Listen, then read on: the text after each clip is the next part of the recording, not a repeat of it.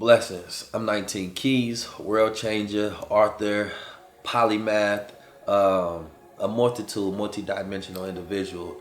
But I'm from Oakland, California. You know what I mean?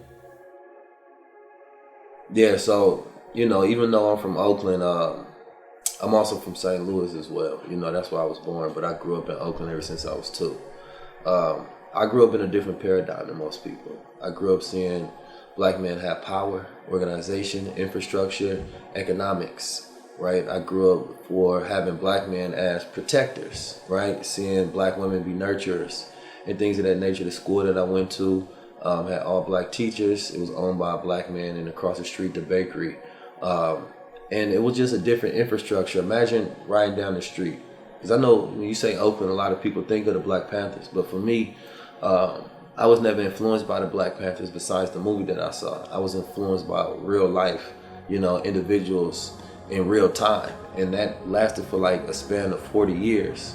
But we had such an interesting growing up because the organization, although it was called Your Black Muslim Bakery, it was much larger than a bakery. That just became kind of the nickname for it because that was where the headquarters was. Every Sunday there would be a meeting. The meeting was about giving life-giving teachings of the Honorable Elijah Muhammad to black people across the diaspora. So you come in there for enlightenment, self-knowledge, but you can also come in there and get you a job and possibly a place to stay. And that differentiate of not only being able to get a source of information and knowledge, but also a job, right? Your children come, they can go to the school. That creates a different type of community. So growing up, I was never impressed by what I seen in conscious communities because I seen individuals who had the knowledge and the execution all at the same time. But then it's not like the environment we stayed in wasn't always like that bakery environment. We grew up in the hood at the same time.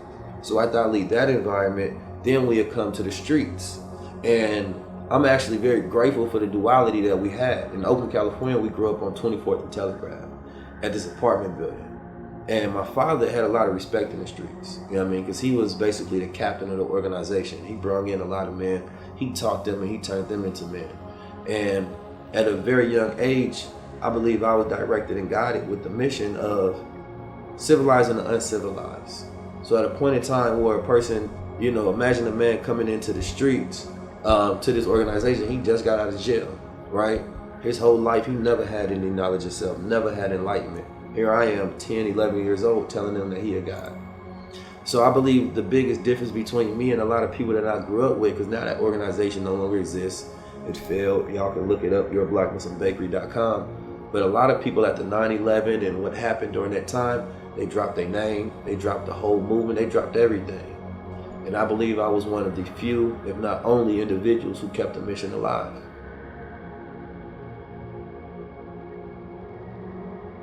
There was a point in time in life when I was 19 years old, and I had a court case. It was for assault.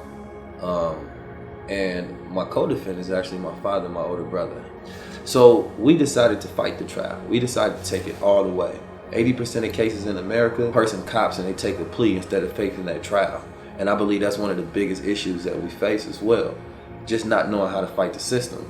So fast forward, we in trial and my brother gave me some books to read, right? It was like books on like Socrates or like The Art of Deception, a multitude of books that had a lot to do with what we're going to be dealing with in court, because that's what that system and that lingo, that legalese was actually made off of. So I remember when I was locked up, though, I was reading a book that was like, it was a storybook. And as I'm reading this book, I could imagine myself in the characters, and it was a dope story. But I remember when I was done reading, it had nothing to do with my actual freedom. So when my brother gave me the books that I can utilize, and I was able to tell my lawyer, like, nah, I need you to do this. And then be getting certain things dropped during the case. And then eventually we went on to the case. They read the verdict and they said not guilty. You know what I mean? And I was ecstatic. But then it had me thinking, like, I never ever want to learn anything that I can't apply. So a lot of people be looking at me and be like, Keith, you be on some high philosophical stuff, but you be executing, you got tangibles, you got products, you got services. Because for me, I take the information, I bring it down here so I can apply it in real life. And that's where I truly learned the value of knowledge, right? So now I teach other people how to utilize knowledge so they can extract their own freedom, and how this knowledge can be an asset for us if we learn the proper knowledge in order to be able to produce our goals, dreams, or ideas. So the value of knowledge is something that I greatly push right now as something that every individual within their life need to understand it in a different way that they know right now. Because with all this information and all these resources, if you understood it the way I did, you wouldn't be in the situation that you are.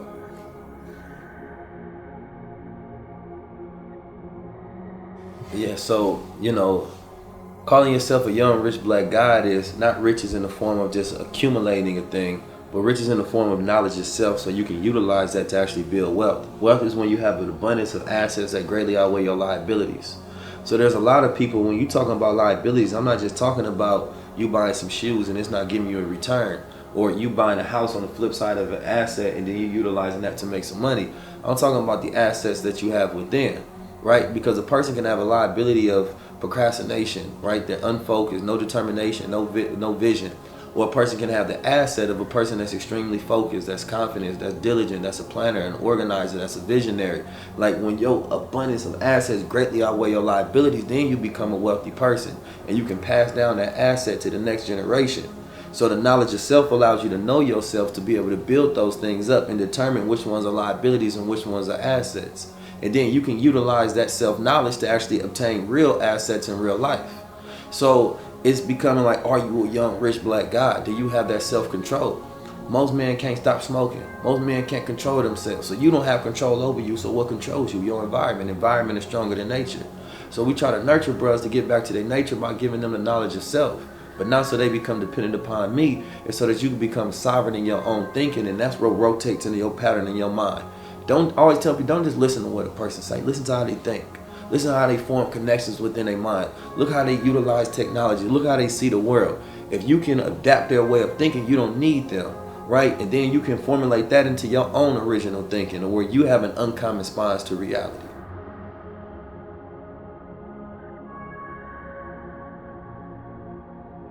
When I look at the African diaspora, we're all having the same experiences, different places with different perceptions. The Black American experience it through the eyes of former slaves a lot of times.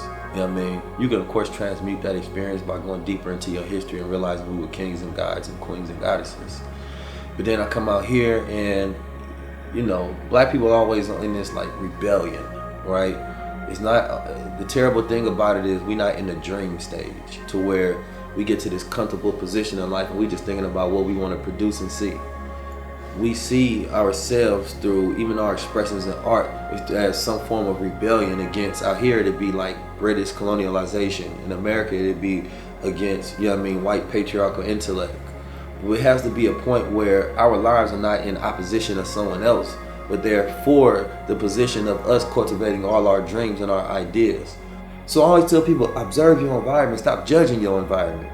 When you judge your environment, you're wasting so much energy. You could be synchronizing. Synchronicity is finding the meaning in the otherwise meaningless, right? So you could have talked to brother, bro, what you do? All of a sudden, y'all break into a conversation, y'all find commonality and ground, y'all build a network, and y'all have made $5, $10, $20,000 together. Or, let me just brood over here, bro, shit's not going good. And that's me utilizing your accent, but it's real that we are interconnected online but disconnected in real life. And sometimes it's easier for us to listen to a person across the planet that said the same thing that a person right next door to us been telling us. And that's something we got to stop doing. But when we recognize each other as guys, we say, wait a minute, God just told me something good. You know what I mean? Because the Black Guy Protocol, my brother Dr. Wesley breaks it down and says that each one of you all have something I don't have. So if you just see each other as a nigga, there's no value, right? What's the value of a top boy for real? We don't really see value, so I can stab your ass if I want to. I can kill you, I can shoot you. But if I got to recognize you as a God, when you speak, I got to listen. And not as a God in an ingenuine way, but like I got to really see that part of that frequency, whatever you got that you brought out that I don't have. So the only way for me to get that is I bow down and I get it from you. Fill my cup up, bro. I appreciate it. If I'm too full of myself, then my cup runneth over. But I can't fill it up with nothing else but myself. So I'm only left with what I cultivated, and I can't be a top guy unless I'm raising up other guys to the top.